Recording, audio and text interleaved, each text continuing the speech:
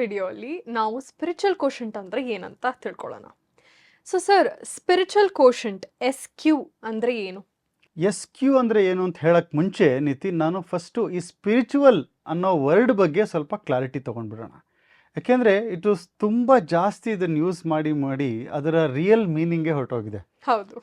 ಈಗ ಯಾರಾದರೂ ಯಂಗ್ಸ್ಟರ್ಸ್ನ ನೀವೇನಾದರೂ ಕ್ವಶನ್ ಕೇಳಿದ್ರೆ, ನೀವು ತುಂಬ ರಿಲಿಜಿಯಸ್ಸಾ ಅಂತ ಏನಾದರೂ ಕೇಳಿ, ಅವರು ನೋ ನಾನು ರಿಲಿಜಿಯಸ್ ಅಲ್ಲಪ್ಪ, ನಾನು ವೆರಿ ಸ್ಪಿರಿಚುವಲ್ ಅಂತಾರೆ. ಹೌದು. ನಾನು ಸ್ಪಿರಿಚುವಲ್ ಅಂತ ಅವ್ರು ಹೇಳಿದಾಗ ನಿಮ್ಗೇನು ಅನಿಸುತ್ತೆ ಹೇಳಿ? ಅದರದ್ದು ಆ್ಯಕ್ಚುವಲ್ ಅರ್ಥ ಏನು ಗೊತ್ತಾ? ರಿಲಿಜಿಯಸ್ ಅಂದರೆ ಈಗ ಬಹಳಷ್ಟು ತಲೆತಲಾಂತರದಿಂದ ನಾವು ಮಾಡ್ಕೊಂಡು ಬಂದಿರುವಂತಹ ಸಂಪ್ರದಾಯ ಇದೆ. ಹೌದು. ಈಗ ಮನೆಯಲ್ಲಿ ಎದ್ದ ತಕ್ಷಣ ಫಸ್ಟು ಹೋಗಿ ಮುಖ ತೊಳ್ಕೊಬೇಕು, ಕೈಕಾಲು ತೊಳ್ಕೊಬೇಕು, ಅದಾದಮೇಲೆ ಸ್ನಾನ ಮಾಡಬೇಕು, ಸ್ನಾನ ಮಾಡಿ ತಿಂಡಿ ತಿನ್ನಬೇಕು. ಹೌದು. ಅದು ಒಂದು ರಿಚುವಲ್. ತಿಂಡಿ ತಿನ್ನೋಕ್ಕೆ ಮುಂಚೆ ಅಟ್ಲೀಸ್ಟ್ ದೇವ್ರ ಮುಂದೆ ಹೋಗಿ ಒಂದು ನಮಸ್ಕಾರ ಹಾಕ್ಬಿಟ್ಟು ಒಂದು ದೇವ್ರ ದೀಪ ಹಚ್ಚಿ ಆಮೇಲೆ ತಿಂಡಿ ತಿನ್ನಬೇಕು ಅಂತ. ಈಗಿನ ಕಾಲದಲ್ಲಿ ಜನಕ್ಕೆ ಟೈಮ್ ಇಲ್ಲ ಯಾವುದಕ್ಕೂ. ಸೊ ಅವ್ರು ಎದ್ದೇಳೋದೇ ಲಂಚ್ ಟೈಮಲ್ಲಿ, ಅವ್ರಿಗೆ ಸ್ನಾನ ಮಾಡಿ ತಿಂಡಿ ತಿನ್ನುವಷ್ಟು ಟೈಮ್ ಇರಲ್ಲ. ಸೊ ಅವ್ರು ಏನು ಮಾಡ್ತಾರೆ, ಈ ಯಾವುದನ್ನು ಫಾಲೋ ಮಾಡಲ್ಲ.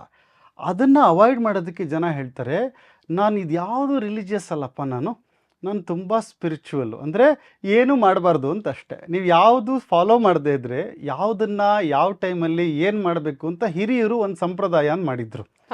ಈಗ ಏನಾಗ್ಬಿಟ್ಟಿದೆ, ಅದೆಲ್ಲ ಹೋಗ್ಬಿಟ್ಟು ಯಾರು ಅದನ್ನು ಫಾಲೋನೇ ಮಾಡ್ತಾ ಇಲ್ಲ. ಹಾಗಾಗಿ ಅವರೇನು ಮಾಡ್ತಾರೆ, ಈಸಿಯೆಸ್ಟ್ ರೂಟ್ ಅದು, ನಾನು ಸ್ಪಿರಿಚುವಲ್ ಅಪ್ಪ ಅಂದರೆ ಏನೂ ಮಾಡಲ್ಲ ಅಂತ ಅರ್ಥ. ಆ ಥರದ ಅರ್ಥ ಅಲ್ಲ ನಾವು ಹೇಳ್ತಾ ಇರೋದು. ನಾವು ಸ್ಪಿರಿಚುವಲ್ ಕೋಶಂಟ್ ಅಂದರೆ, ಸ್ಪಿರಿಚುವಲ್ ಅನ್ನೋ ವರ್ಡಲ್ಲೇ ಸ್ಪಿರಿಟ್ ಅನ್ನೋ ವರ್ಡ್ ಇದೆ.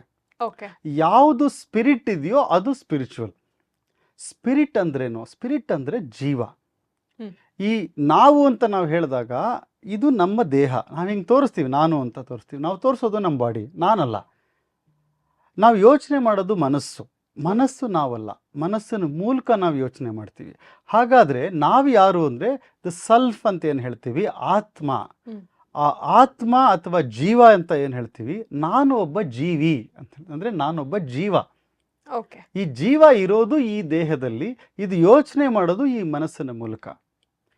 ಒಂದು ನಾಯಿ ಇದೆ ಅಂದರೆ ನಾಯಿ ಜೀವ ಅದು. ಆ ಜೀವ ನಾಯಿ ಒಳಗಡೆ ಇದ್ದರೆ ಅದು ನಾಯಿ ಆಗುತ್ತೆ. ಆ ಜೀವಗೊಂದು ಮೊಲ ಥರ ಇದ್ದರೆ ಅದು ಮೊಲದ ಜೀವ. ಜೀವ ಮೊಲನೂ ಅಲ್ಲ, ನಾಯಿನೂ ಅಲ್ಲ, ಮನುಷ್ಯನೂ ಅಲ್ಲ. ಜೀವ ಬರೀ ಜೀವ. ಇದು ನಮ್ಮ ಶಾಸ್ತ್ರಗಳು ಹೇಳ್ಕೊಡುವಂಥದ್ದು.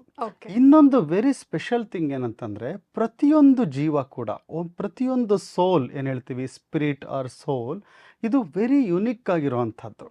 ನಾವು ಯಾವುದೇ ಫೇತನ್ನು ಫಾಲೋ ಮಾಡೋರಿರ್ಬೋದು, ಹಿಂದೂಗಳಾಗಿರ್ಬೋದು, ಮುಸ್ಲಿಮರಿರ್ಬೋದು, ಕ್ರೈಸ್ತರಿರ್ಬೋದು, ಅಥವಾ ನೀವು ಇಂಡಿಯಾದಲ್ಲಿರ್ಬೋದು, ಭಾರತೀಯರಿರ್ಬೋದು, ಅಮೆರಿಕನ್ಸ್ ಇರ್ಬೋದು, ಸೌತ್ ಆಫ್ರಿಕನ್ಸ್ ಆಗಲಿ, ಎಲ್ಲೇ ಹುಟ್ಟಿದ್ರೂ ಯಾವುದೇ ಮನುಷ್ಯ ಆದರೂ ಪ್ರತಿಯೊಬ್ಬರು ಸ್ಪಿರಿಚುವಲ್ಲೇನೆ. ಸೊ ಇದರಲ್ಲಿ ನಾನು ರಿಲಿಜಿಯಸ್ಸು ಸ್ಪಿರಿಚುವಲ್ ಅಂತೂ ಇಲ್ಲ. ಯಾರ್ಯಾರು ಉಸಿರಾಡ್ತಿದ್ದಾರೆ ಪ್ರತಿಯೊಬ್ಬರು ಸ್ಪಿರಿಚುವಲ್. ವಿಷಯ ಏನಂದರೆ, ನಮಗೆ ನಾವು ಎಷ್ಟು ನಮ್ಮ ಸ್ಪಿರಿಟ್ ಬಗ್ಗೆ, ಅಂದರೆ ನಮ್ಮ ಸೆಲ್ಫ್, ನಮ್ಮ ಇನ್ನರ್ ಸೆಲ್ಫ್ ಅಂತ ಏನು ಹೇಳ್ತೀವಿ, ನಮ್ಮ ಆತ್ಮ ಏನಿದೆ, ನಾನು ಯಾರು ಅನ್ನೋದು ನಮಗೆ ಗೊತ್ತಿಲ್ಲ. ಇಲ್ಲಿ 2 ಥರದ ನಾಲೆಡ್ಜ್ ಇದೆ ಆತ್ಮದ ಬಗ್ಗೆ, ಅಂದರೆ ನಮ್ಮ ಬಗ್ಗೆ. ಒಂದು ಇನ್ ಜನರಲ್ ನಮಗೆ ಏನು ಗೊತ್ತಿರಬೇಕು ಅಂದರೆ, ಆತ್ಮದ ಸ್ವಭಾವ ಏನು, ಆತ್ಮ ಅಂದರೆ ಏನದು, ಹೇಗಿರುತ್ತೆ. ಆ್ಯಕ್ಚುಲಿ ನಾವೇ ಅದು. ನಮಗೆ ಎಷ್ಟು ಈಗ ಹೊಂದ್ಕೊಂಡ್ಬಿಟ್ಟಿದ್ದೀವಿ ಅಂದರೆ, ನಾನೇ ಈ ದೇಹ, ನಾನೇ ಈ ಬಾಡಿ, ನನಗೆ ಮಿರರ್ ಕಾಣೋ ನನ್ನ ಮುಖಾನೇ ನಾನು ಅಂತ ಅಂದ್ಕೊಂಡು ನಾವು ನಮ್ಮತನ ಕಳ್ಕೊಂಡ್ಬಿಟ್ಟಿದ್ದೀವಿ. ನಾವು ಯಾರು ಅಂತ ನಮಗೂ ಗೊತ್ತಿಲ್ಲ. ಈ ನಾನು ಅನ್ನೋ ಈ ಜೀವ ಒಳಗಡೆ ಇದೆಯಲ್ಲ, ಅದು ಯಾರು ಅಂತ ನಮಗೂ ಗೊತ್ತಿಲ್ಲ.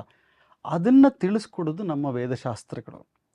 ಸೊ ಈ ನನ್ನನ್ನು ನಾನು ತಿಳ್ಕೋಬೇಕು ಅಂತಂದರೆ, ಈ ಆತ್ಮದ ಬಗ್ಗೆ ತಿಳ್ಕೋಬೇಕು. ಅಂದರೆ ಒಂದು ಜೀವದ ಲಕ್ಷಣ ಏನು, ಅದರ ಸ್ವಭಾವ ಏನು ಅಂತ ತಿಳ್ಕೋಬೇಕು. ಈ ಎಲ್ಲ ತಿಳುವಳಿಕೆಗಳನ್ನು ಕೊಟ್ಟು ಅದನ್ನು ನಮಗೆ ಎಕ್ಸ್ಪೀರಿಯನ್ಸ್ ಆಗೋದಿದೆಯಲ್ಲ, ಅದು ಸ್ಪಿರಿಚುವಲ್ ಕೋಶಂಟ್ ಅಂತ ಹೇಳಿ. Okay, wonderful sir. ಸೊ ಇವಾಗ ನಮಗೆ ಸ್ಪಿರಿಚುವಲ್ ಕೋಶಂಟ್ ಅಂದರೆ ಏನು ಅಂತ ಅರ್ಥ ಆಗಿದೆ.